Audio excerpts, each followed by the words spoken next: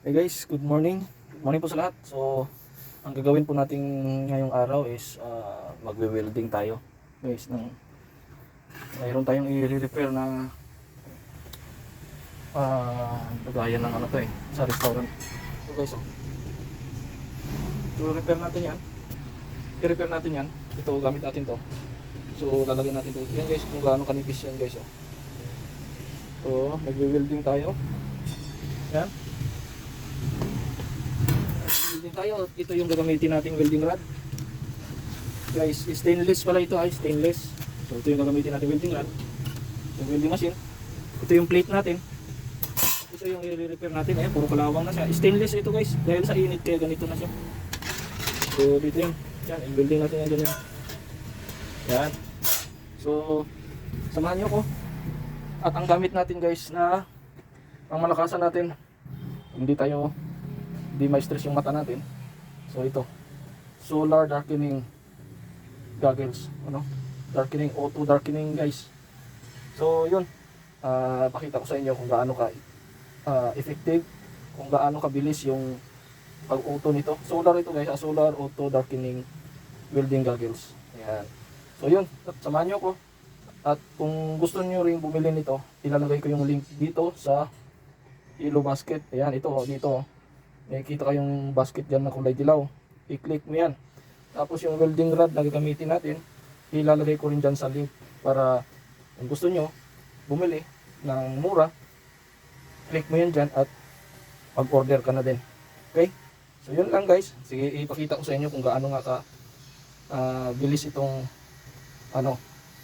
mag-auto dark pagdating natin sa pag-welding. Okay? Yun lang. Maraming salamat. Tara guys, kailangan may safety tayo. Yan. At syempre, balot na balot tayo para iwas sa usok. At yung ating safety para sa ating mata, importante. Umpisahan na natin to guys. Tara, mag-welding na tayo.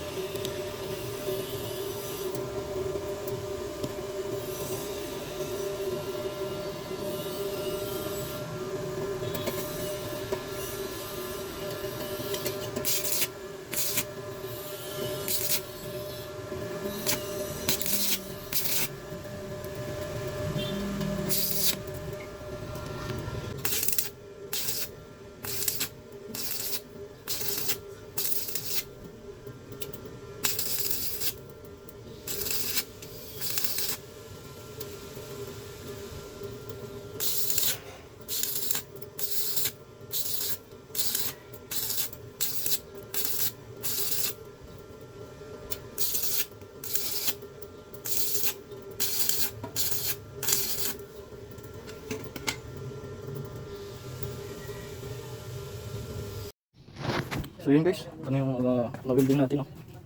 Yan. Yung mga welding na tapos natin. Yan, ito mga to. So, sa tulong nito guys, hindi talaga masakit ang mata mo. Safe ang mata mo. Yan, hindi stress ang mata mo. Yan guys. So, ano pang hinihintay nyo mga welder? Tsaka yung mga baguhan, nag-umpisa pa lang, huwag nyo hayaan na masira ang inyong mata. Yan. So, ito yung welding machine na gamit ko. Yan yung welding machine na gamit ko. At ang aking welding rod na stainless. Yan. Guys. So, may nakalagay dito. May nakalagay dito. So, yun guys. Ito yung gamit ko. Maliliit yan. So, kasi manipis guys yung welding natin. Yan, manipis na stainless. O, yan. So, hindi tayo makapag ano yan, pag nag-welding ka, putol-putol talaga kasi pag dire-diretso, butas yan. Guys, anong sabi dito? Basahin nyo guys, oh. Beware. Yan. So, kung gusto nyo umorder, dyan sa yellow basket, click mo lang yan guys. Yun lang, salamat.